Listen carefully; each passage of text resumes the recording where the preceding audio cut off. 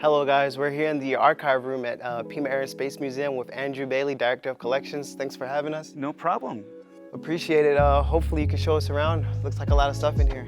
There's a lot of stuff in here, probably thousands of things in here, if not more. So in here is our collection storage and our archive. It's where we keep all our uniforms, flight gear, small artifacts, photographs, archival collections like people's military records or corporate records, stuff of that nature. So why don't I show you guys around, show you some highlights and some interesting stuff. Awesome. So a lot of what you see around here is mostly stuff that's been donated over the years. So a lot of the stuff comes in is from personal donations, whether it's individuals or family members or researchers or people of that nature. We do sometimes buy stuff. We'll acquire stuff from auctions or collectors to fill out gaps in collections, and if we need specific stuff for exhibits, especially like with our military vehicle museum that we're working on right now. We don't have a lot of stuff related to that, so we've been acquiring stuff through collectors and auctions. So, but also what we have is a lot of stuff dedicated to very specific stuff. So a lot of the stuff on the shelves here and some of the shelves behind me is from what we call repository agreements with organizations who their members donate stuff. So a lot of the stuff behind here is dedicated directly to the Martin B-26 Marauder, which was a World War II medium bomber.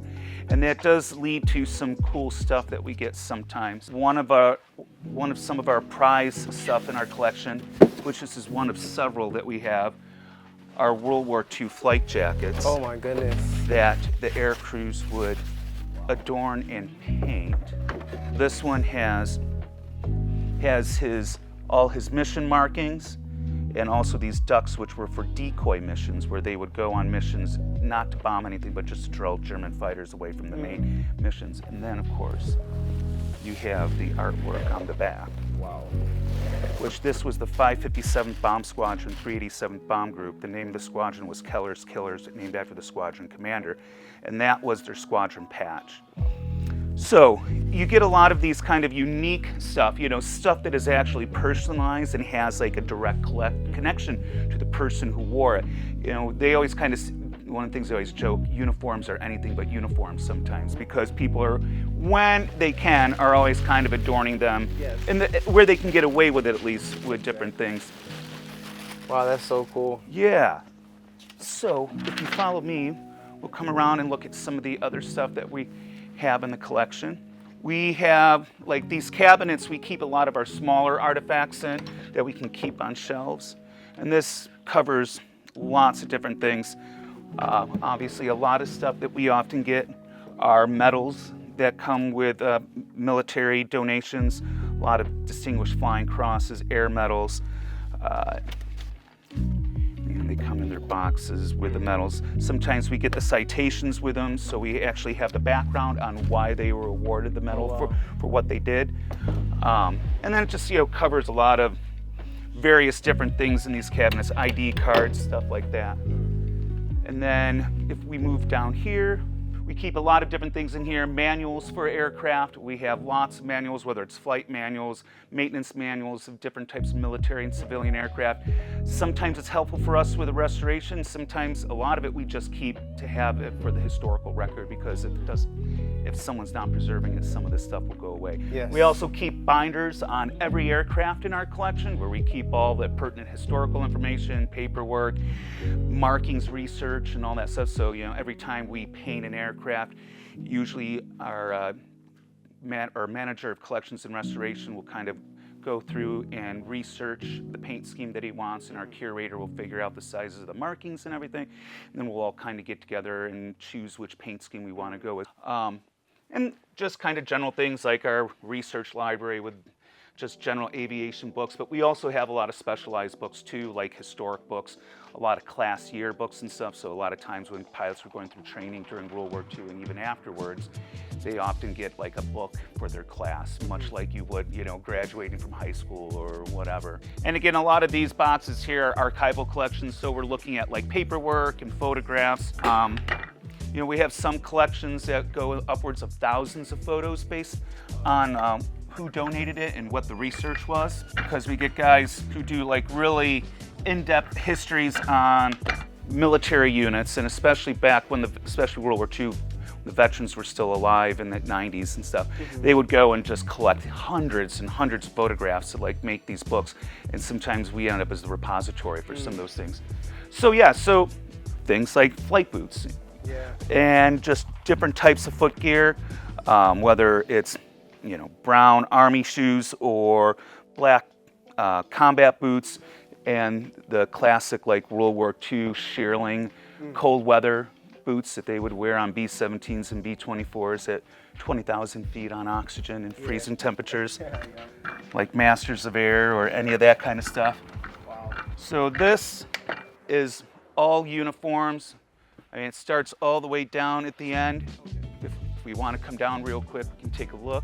So this is all military stuff at this point. We have everything from World War I uniforms up there, then loads of World War II uniforms, mostly Army Air Forces on this side, occasional things like Royal Canadian Air Force. Being an Air Force town with Davis Monthan here, and a lot of this stuff that we've gotten over the years is more Air Force related with the donations.